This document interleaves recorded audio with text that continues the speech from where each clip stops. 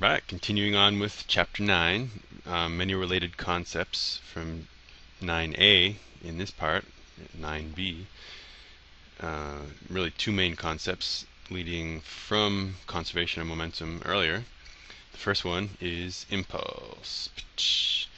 Impulse is essentially momentum, but in particular it's the change in momentum. If you slow down or speed up, your momentum changes, and this is considered to be an impulse in physics with a capital J.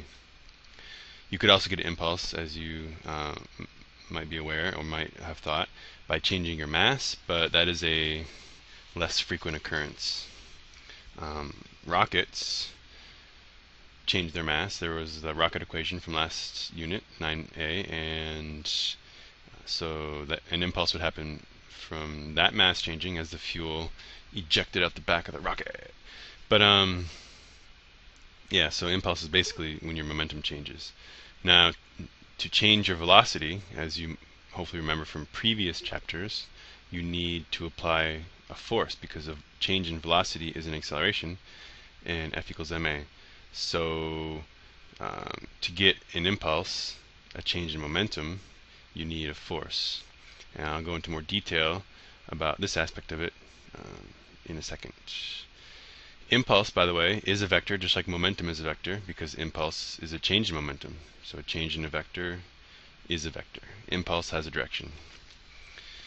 Collisions lead from impulses, because typically if you want to change the speed of something, one way to do it is to collide with it. So car crashes are great examples of impulses.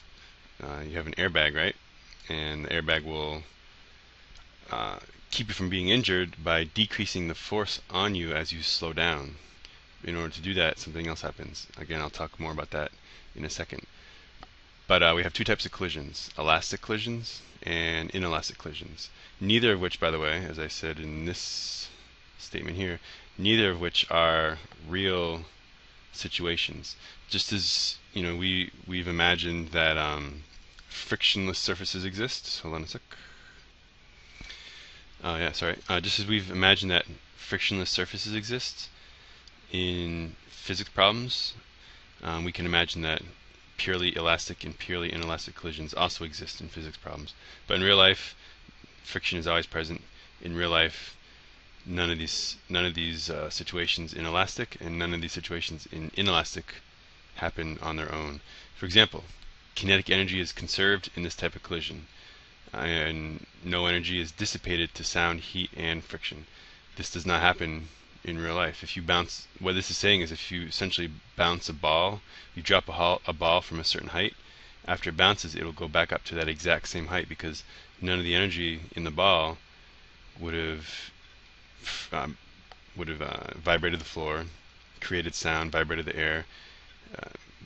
There would have been no friction between the molecules as the ball compressed, etc., etc. It would have been a perfectly silent, pure bounce.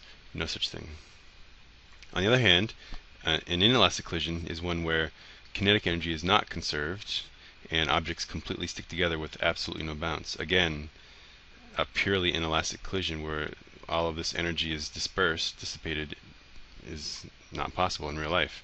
But we can conceive of these in physics problems and thus delve deeper into the secrets of the universe.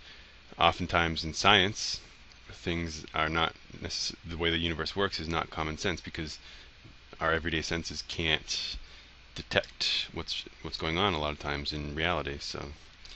But these days we got cool instruments that we've invented to see these strange phenomena in ways that our 5 or however many senses we really have cannot see. Alright, so let's that's only 4.5 minutes, so let's go into more detail for each of these. Impulse. So I already actually talked a good amount about the change in momentum. So let's just jump right in, and that's pretty straightforward. You're going to have some problems where you use this equation. Very straightforward. But a little bit of calculus involved here, because oftentimes a force acting on something is not consistent. Like in this graph right here, over time the force first increases and then decreases.